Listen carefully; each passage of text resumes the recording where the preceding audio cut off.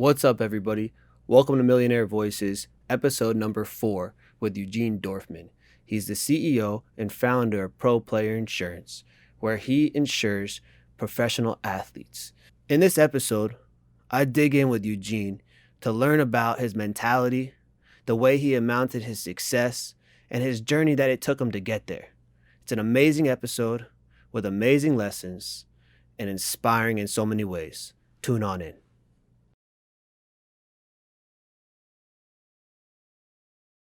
Welcome back to Millionaire Voices. Today, I'm really excited to talk to my buddy Eugene Dorfman, who's the CEO and founder of Pro Player Insurance. Today, we're going to talk about his business and how he's reached the heights that he's at today, and then learn a little bit about his journey and his success of what he's amounted to. So without further ado, Eugene, thanks so much for coming to Millionaire Voices. Thank you for having me, man. I appreciate it. So Eugene, I know a little bit about you through IG. Yep. I know you're the CEO of Pro Player Insurance. Tell us a little bit about what that is, and then your journey of how you got there. Yeah, of course, man. Make a long story short, I was actually born. You have a globe in front of you, right? I was born right here in St. Petersburg, Russia, all the way north, right? And then when I was 11, we flew all the way to Cleveland, Ohio in 94, and I learned the American way. Went to school, college in Ohio, job in Chicago. From Chicago, I went to LA. Mm-hmm. In LA, I actually met a sports agent, and I moved to Miami, and I'm speeding it up a little bit, but moved to Miami to work for the sports agent. I worked for the sports agent about 7 years, on and off, doing various things, learning about the business. While working for the sports agent, I realized that there's a huge need in insurance in sports. Mm-hmm. And what I did is I started my insurance company about 4 years ago, concentrating on professional athletes from all the various products. So I specialize in insurance. I don't do anything else. So if the word insurance comes up, I want my clients to think of me, right? So it comes from life insurance, disability insurance, through Lloyd's of London, insuring their bodies, to simple things like car insurance, home insurance, renter's insurance, jewelry insurance. Wow. Right now I'm working on a big jewelry insurance because a client of mine has $500,000 in jewelry and nobody wants to take it on to insure it because he's a professional athlete and that's a big exposure in jewelry. So there's no insurance company that wants it. So one of the tasks, a difficult task, was to find him that. Wow. You know, it's interesting, Eugene, and thanks for telling us the fast forward version of your life and how you got to what you're doing today. And I want to dig into the insurance game and how you're really, the strategies, like you say, like there's so much niches, it sounds like, in insurance. It's such a need in life. Yep. Maybe let's backtrack a little bit, because, I mean, that's intriguing, man. You're from a place that I know nothing about. Sure. Let's talk about the beginning for you with, like, what did you see back where you were living? And then when you came to America, what was like that why that got you to be like that hustler mentality? I mean, we grew up poor, man. So I always see that. I never want to go back to that, right? So like when you grow up poor, I always say the funny story about being poor. It's like I moved to America in 6th grade. To meet friends, you try out for different sports. Mm-hmm. In 7th grade, I barely spoke English. I tried out for wrestling. In America, you have different shoes for everything, right? So we're immigrant mentality. I go to wrestling, and the coach is like, dude, you can't be wrestling in these shoes that you have. We need to get you wrestling shoes. I'm like, oh, what is a wrestling shoe? I don't know.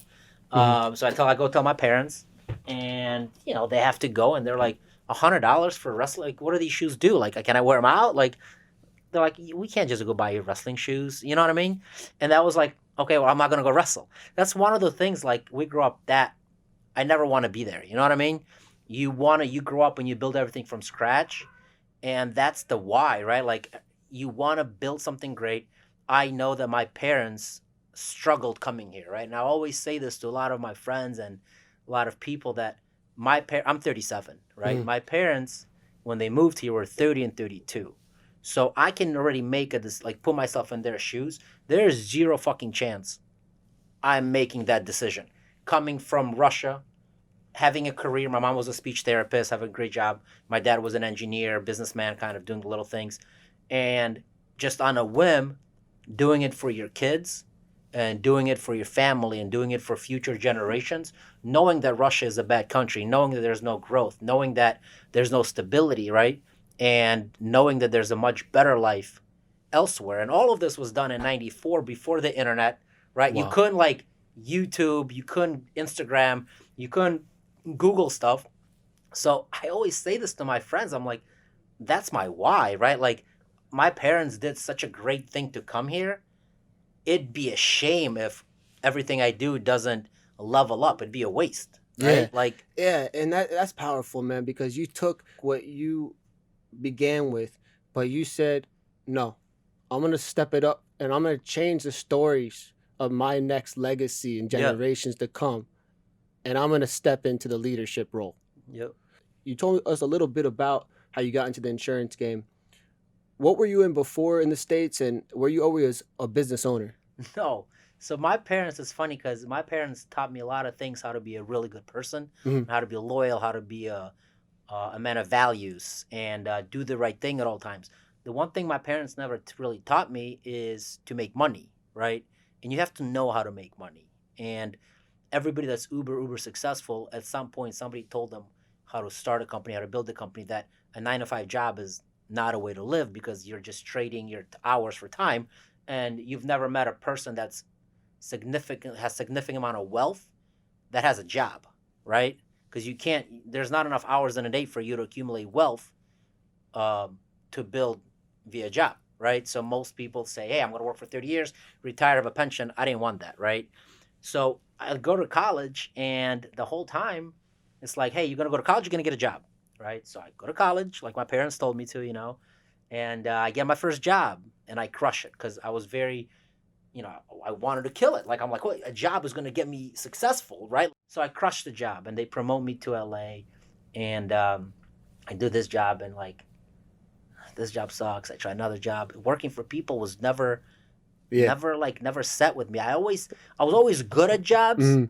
but I always sucked as an employee. You know what I mean? Because I was always, every job I've ever tried, I was always thinking that that's the job that's gonna get me to that imaginary level, right? Like, Yeah. man, this job, my salary is 100,000. If I work really hard, I make 200, then 500, then a million, and then like, I'm gonna kill it, right? It doesn't work like that, man. And then it took me all of my 20s to really learn, right? The one thing that was good for me is, while working for a sports agent, I always had a day job, right? And I always used to say that my day job is my fake job, as my side job is my real job, because that's what I wanted to do, right? And every job I always tried never set right. Mhm. And the last job I had, I actually got fired from. I've never been fired in my life, right? And I was 33, 2017 January, Okay. and I got fired for, not. I didn't get along with my manager, so the manager had enough power to just say, "Hey, we don't get along. I'm just gonna fire you." That resonated so much with me, and I went Wow. on a little hiatus for 3 months, Mhm. and I interviewed. I had like 6 different job offers. Everything was good, but it's like nothing felt right. And I said, "Man, I could never, like, I don't want to go through my 30s being exposed to potentially being fired again." Do you know what I mean? Because when you get fired, your whole livelihood is taken away from you, right? Like, you can't provide your dreams, everything that you want to accomplish can't be done because your money's not coming in. So I just said, fuck it, man. I said, I'm going to go try this insurance on my own, because my last job I had was insurance. That's where I kind of everything went put together, that there's need for insurance in sports. I had the sports agency experience. I had an insurance experience. I had sales background. And I said, what are skills I have, right? So a lot of times, not to kind of play around, but a lot of times you talk to people and like, that you go, what do you want to do, right? And they come up with these dumbass ideas about all their ways to get to success, right? In reality is, you got to take the skills that you have, right? I was 33, right? And I said, what skills do I possess that I can capitalize on, right? And I looked at it from the drone view, right? And I said, I know athletes, I know sports, I know insurance. I have a God-given ability to sell. I was always good at making friends. I was always good at, I can pick up the call and phone call strangers.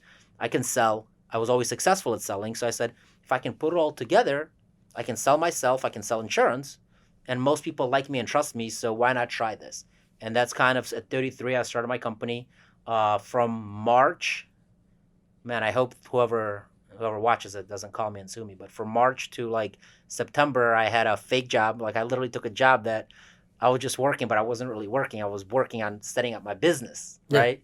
And end of 2017, I went fully on my own. And starting in 2018, I was balls deep, moving Let's go. Pro Player And, Insurance with no turning back. and Eugene, what you're saying right here, I want to say I appreciate from an entrepreneur, someone who's come from way different beginnings.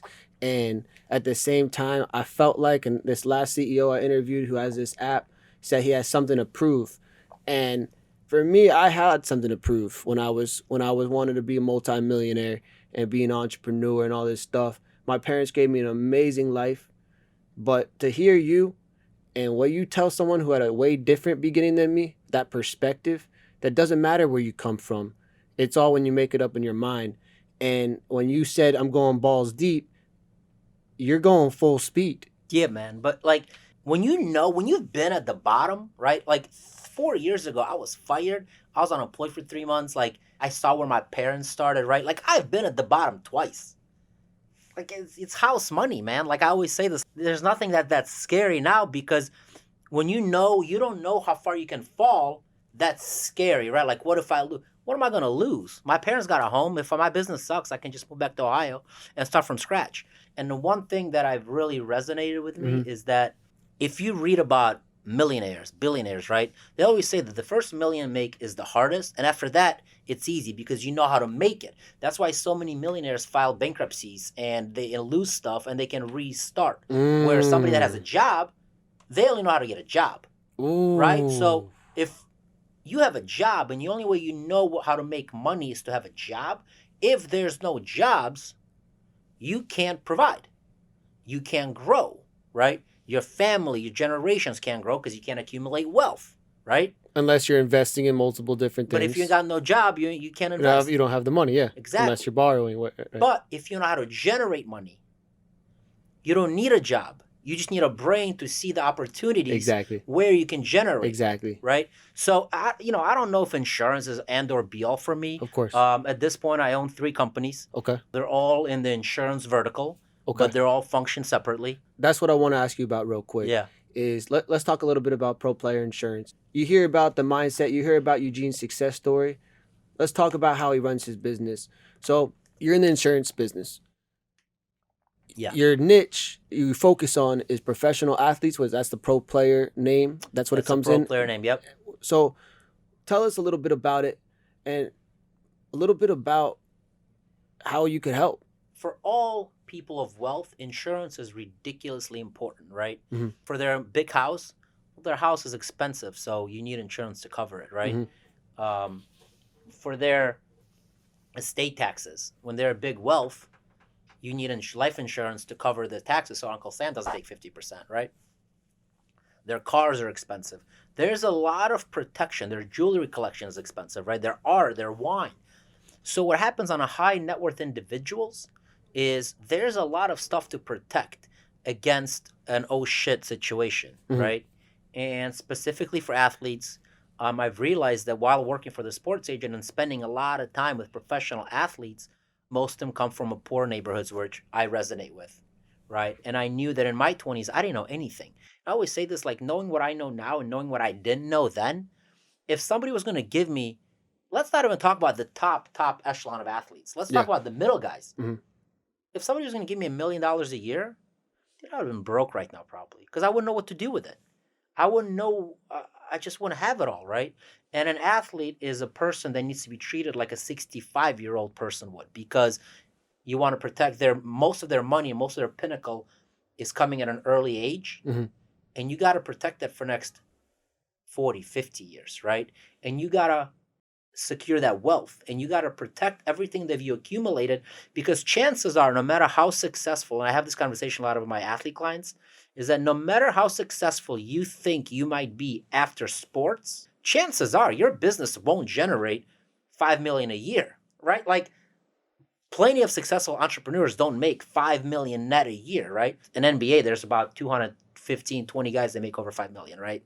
If not more. So A lot of those guys go become successful business owners in various careers. Chances are they never make enough that kind of NBA or NFL money, right? So you got to protect it, and I do it via different insurances, and primarily I work with a lot of financial advisors that advise athletes on money management, and I just help them and educate them on insurance. That's pretty cool, man. And you're seeing a lot of success with it now. Meaning you have It's been a blessing.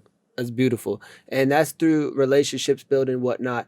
So you provide them insurance just on what type of things? Primarily, my bread and butter is I do a lot of life insurance. Okay. I do a ton of disability insurance to insure their bodies, which is very, very important because the way you earn a living for an athlete is your body, right? So if me and you break our arm, we can still do what we do. If an athlete, if Tom Brady blows out his right shoulder, he can't throw the football, right? So Tom Brady is probably good for the rest of his life, but there's plenty of guys that need to protect that body. Yeah. And not to get complicated into products, but disability insurance is important. Loss of value, I do a lot of that. Loss of value is insuring a guy in a contract year, making sure that they get that next contract. And if they don't get the next contract due to an injury or sickness, right, that policy can pay them. And then I do a ton of life insurance. I think it's very important to do estate planning, important to do generational passing. There's just a lot of things that, an athlete has so many people depending on them. Mm-hmm. And a lot of times they're primarily breadwinner in the whole family, not like mom, dad, kids. Wow. They have their parents, they have their uncles. A lot of times, a lot of people depend on them. So it's important to protect the primarily breadwinner with their body and their life. It's cool because it's showing that you're really helping them, and 100%. and it's coming down from the fact of a place of that you've been someone who's come from nothing and have amounted to something, and you want to protect it and you want to grow it, and that's what you're doing for 100%. your clients. So that's awesome. We talked about what you do. Let's maybe talk about how you do it. I'm a one-man show right now. How do you run Listen. your business? So because I build it completely from scratch, Yeah. I have a ridiculously hard time with delegating. I am absolutely terrible at delegating because, one, I trust nobody. Not only do I not trust them about my business and my relationships, I only have a very few amounts of ability. My clients, like, there's only so many athletes there to sell, right, or to advise on. Mm-hmm.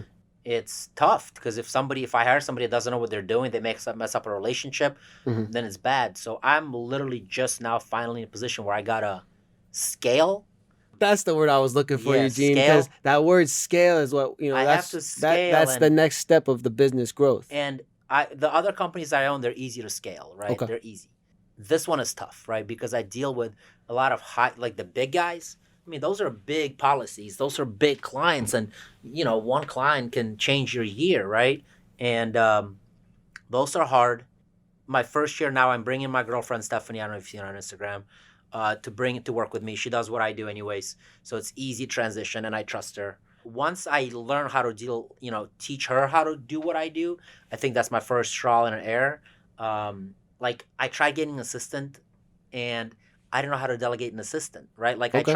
I was doing all this shit the assistant was supposed to do, and then I would forget to delegate. Yeah. And a lot of people tell me that the one thing I need to do and I need to be better at is delegating my work. Well, Eugene, what I respect about that is someone who's finding success in this, and your potential, like you said, you're just heating up now. You're going to the top, man, and I could already see it and feel it. But there's a lot of good people out there that can help you, whether it's just advising, whether it's, creating a team that can help you, show you how to delegate.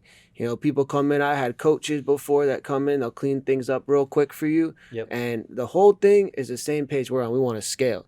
And if you could get to that 1%, meaning the people that are the big whales, and scale that, obviously there's not enough players to really scale it, but it's a certain amount. I'm sure is a big number one year. So yeah, look, anything I could support. That's what what I'm doing with companies now is we're working on that way to scale. That's the thought process. So for you, how do you stay motivated every day? Besides that why, that hunger, that burning desire, like a little bit of, what's that motivation, that discipline, that fear to go back, man. You don't want to go back. there's always going to be that one person that takes the family to the next level, right? Mm-hmm. Mm-hmm. And I truly believe that in my family, I'm that person. Same. Like I put that uniform that it's funny. So my last name is Dorfman, right? Yeah. And in German, it means countryman, which, you know, 10,000 years ago, the reason how we got last names is you just did what you did, right? And I come primarily from a family of teachers, right? And then my last name, my root of my last name is countryman, which means that if you trace all the way back to my ancestors, none of us come from money. You know what I'm saying? Like we're countrymen. It's kind of like the common man. Common man, right?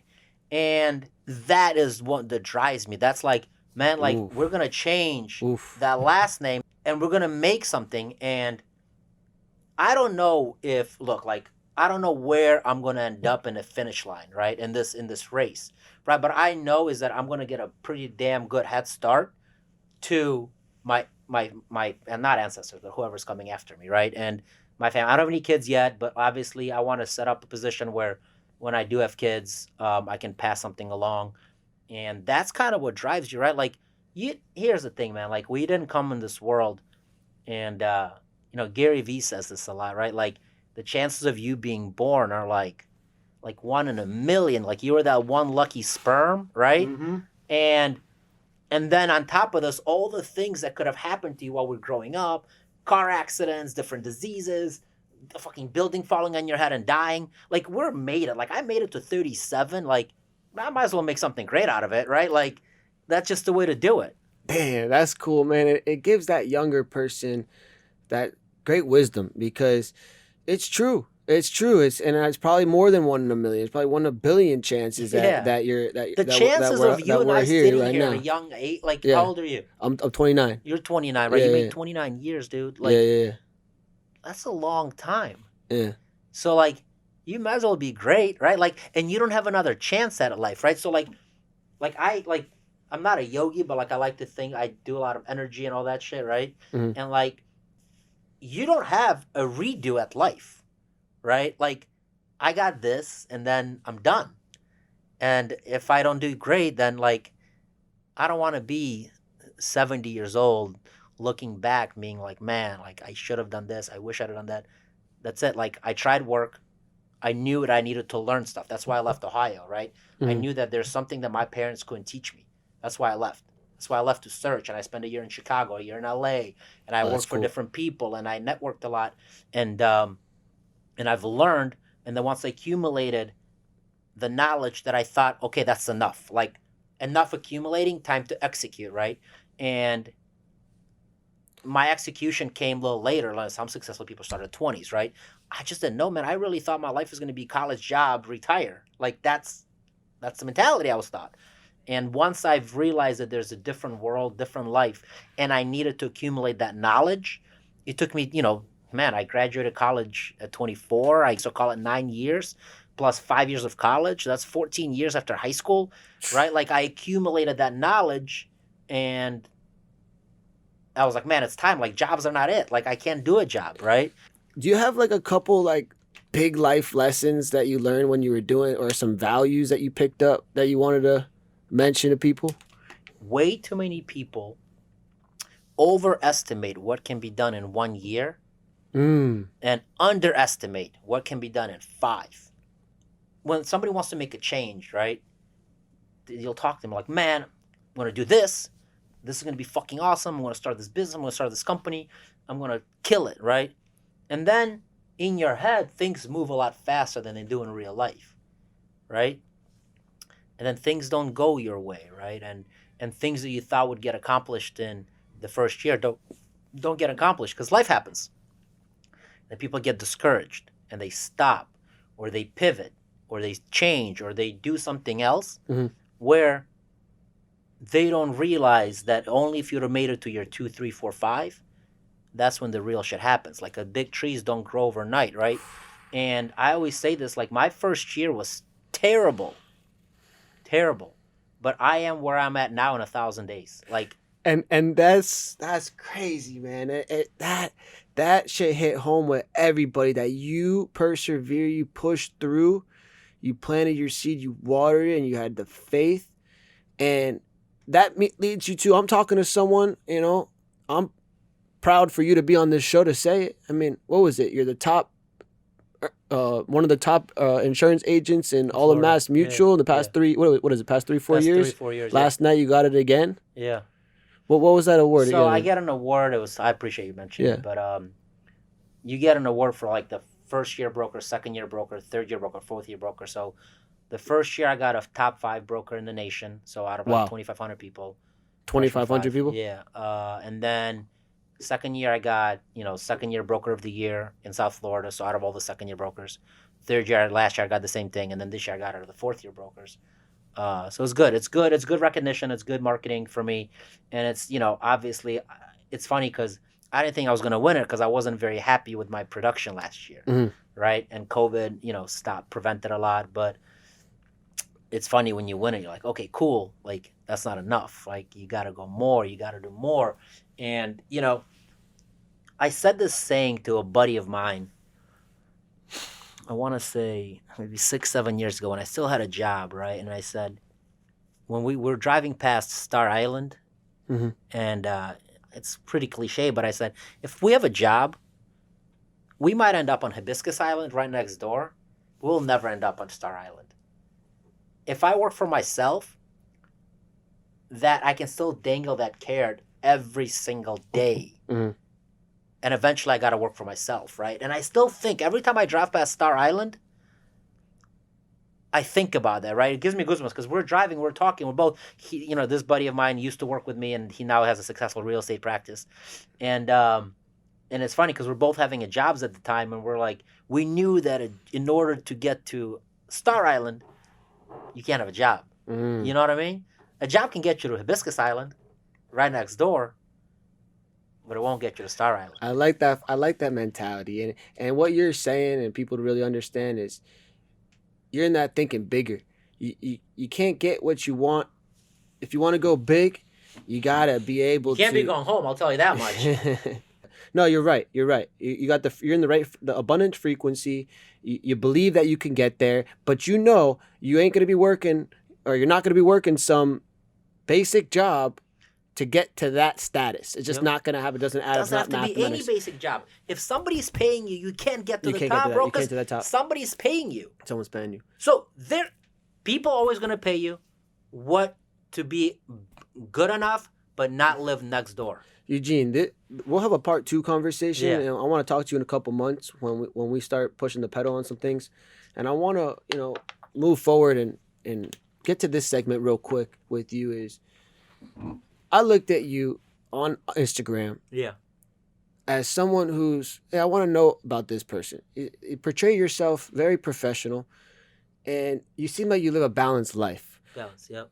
Talk to me a little bit about how you live that balanced life, that fulfilled life. We talked about how much you're motivated to have financial freedoms because of where you come from. Yep. What about that rich inside and that peace inside with just how you live your life? Why don't you maybe tell myself and whoever wants to listen about that? So this thing and internet is the greatest gift of our generation.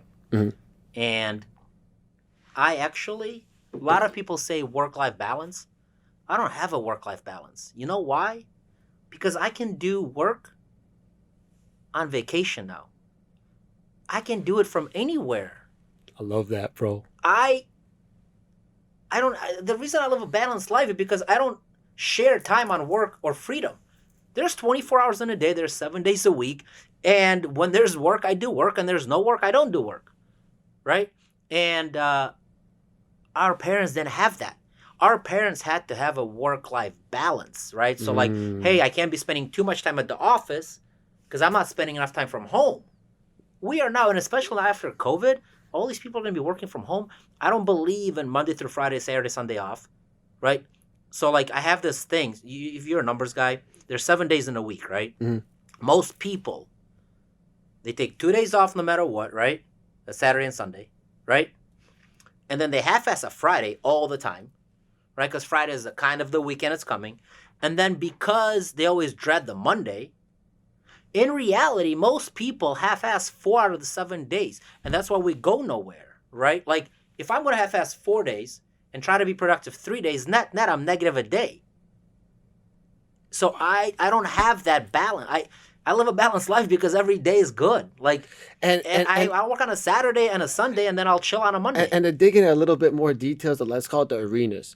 So if you're trying to keep your health in check, if you're trying to go dine, if you're trying to go, you're in a relationship. I am. You shout out to my girlfriend Stephanie Serrano, also in my business. And I love that. Put your lady up there on the pedestal, and it's like, how what about those details? What is that balance to you? How you not stressed out ever? You don't seem stressed out, man. You don't think life's not getting... Remember what I told you earlier? Because everything is it's house money for me? Yeah. What the fuck am I going to be stressed about, bro? I make good money. I work for myself. I ain't got nobody telling me what the fuck to do or the time I got to get up or where I got to be, right? The amount of money I make depends on how hard I work. And you know what? If I don't feel like working, I don't have to. God willing, my family's healthy. God willing, yes. My grandparents that are the ones that are alive are still alive. I have a girlfriend that loves me, hopefully. Knock on wood. God willing. I mean, like, we stress out about shit that don't matter. I don't really follow politics. I don't stress about that. I live in my, like, life is good, man. We live in Miami. Like, if you think about it, like, what the fuck? Like, I live probably better than 1,000,000% in the world, bro. Like, there's people in Houston right now with no power. And I talked to somebody and they had a fireplace, right? And I'm like, well, how did you do this cold, right? And they're like, well, we put up our fireplace and they slept next to it. And I'm like, what do people that didn't have a fireplace do? They're like, well, they wear their warm clothes. Dude, that fucking sucks. I mean, like, there's just so many shit that's going on. Like, I grew up from Russia where, like, my parents used to go wait in line for food. Like, when communism fell in the early 90s, Russia's had a system where they would give you, like, for everybody, whether or not you're wealthy or you're poor, they give you these little coupons for food. And because there's a scarce amount of food. So, like, if you had milk, if you had sour cream that government gives you, like, you go and you pick it up and you give them your little coupon to saying if you run out of coupons, you don't get it. Mm-hmm. Like, I grew up knowing that. Like, why wouldn't I be happy? Eugene, you're a real cool dude, and I like how a lot of things you say is about your perspective. You always put into perspective. You look at, hey, why am I stressed out? Why? Because look what's going on in the world. That's why I'm not stressed out. And it takes someone who's very, aware to be able to act like that. One thing I picked up on you, man, and I like you to, because I've always vulnerably needed to be better in this word in all arenas of my life. How'd you build that confidence that you seem that you just hug me a lot. Don't have that fear, you believe, and you're proud of it. And I think that has a lot to do with all the things you're saying. But where do you think that comes from? Part of it means, like, I was born with something, right? But then I think that, like, my parents were really the lovey-dovey parents. Mm-hmm. And they're always supporting me no matter what. I think sometimes they over-supported me, which helped me, why I think I had such a late start, right? Because I feel like they put me in the bubble and they try to always, everything's okay, everything's great, right? Mm. But, I don't know. I think my parents, because, like, I got to get, maybe they love me, they hugged me enough when I was a kid, that I have a pretty good sense of confidence, I don't know. I have no idea, honestly. Like, I don't try to dwell on issues. I truly don't think anything is a problem. Does that make sense? Like, you know what a problem is?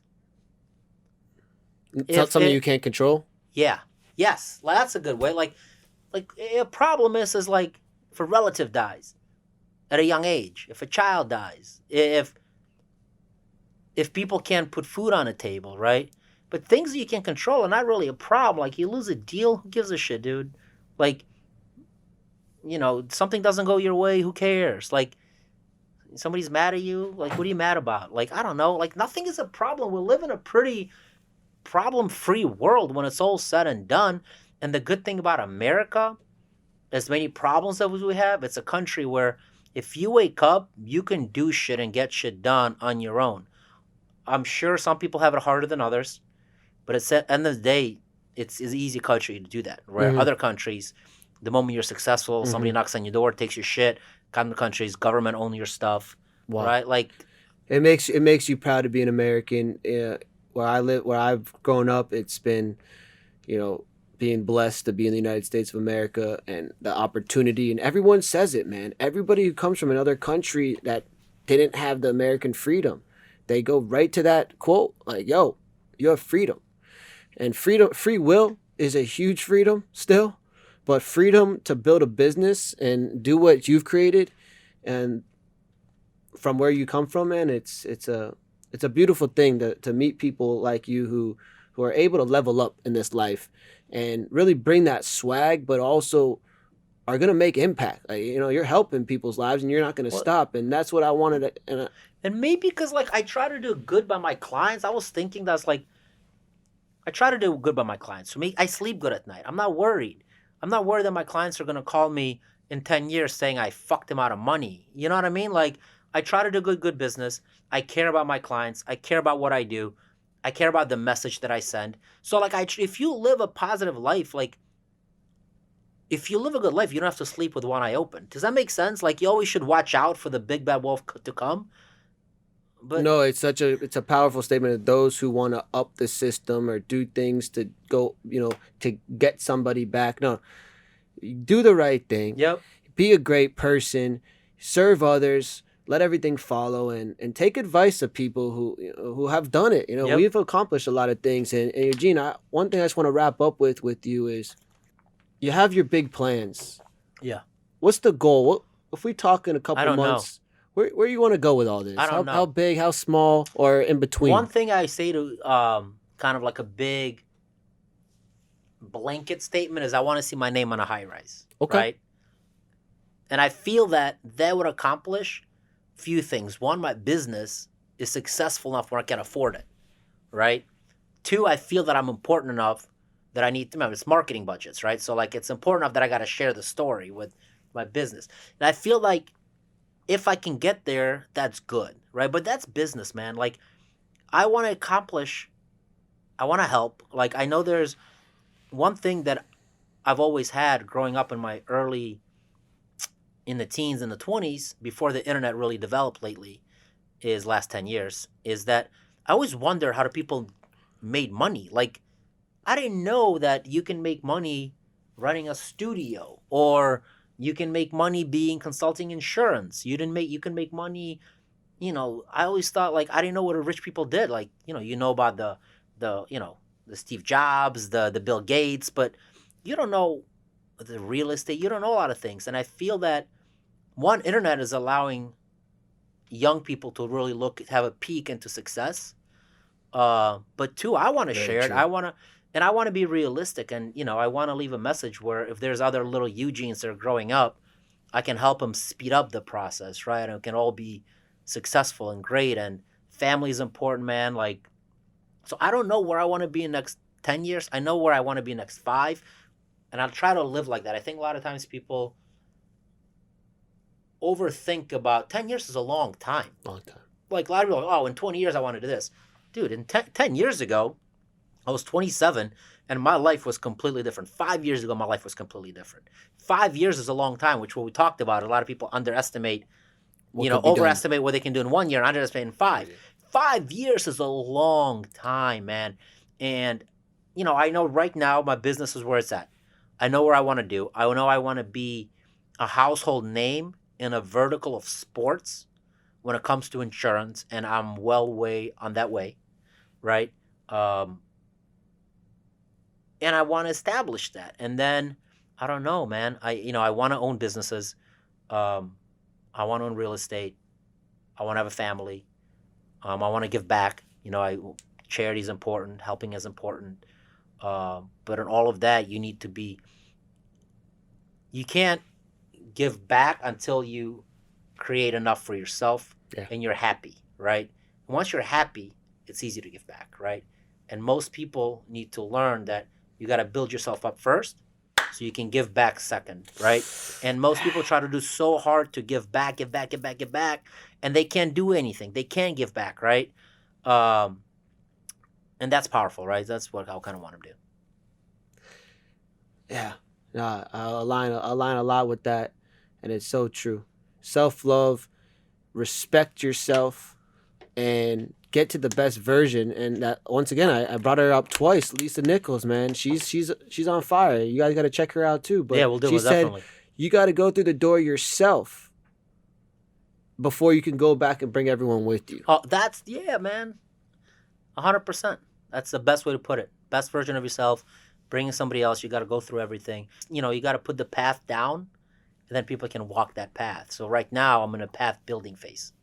That's awesome, man. So you're located in Miami, Florida. Yep. How do people reach out to you? And I'm huge on Instagram. Most of my business is built on Instagram. So if anybody insurance people that are listening to, a lot of times people ask me how I build my business and how to. I think insurance is fucking boring, and people hate insurance, right? And I try not to talk about insurance to people. What I try to do is making sure they follow me on Instagram. I'm also trying to launch a podcast, get a YouTube channel going, let's get and it. just educate people, create content, and that's how I spread my message and spread my mission and spread what I'm trying to do via social media. That's awesome, man. Well, Eugene, man, it's been an honor. Appreciate it. Really to have you on this show. Thank you for having me. Thank you for all the lessons that you're teaching myself and everyone listening.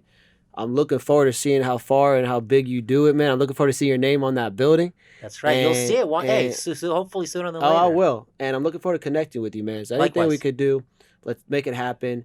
You guys check him out. Follow him on IG. We'll post all his links in our description below. And thanks for tuning in, Millionaire Voices.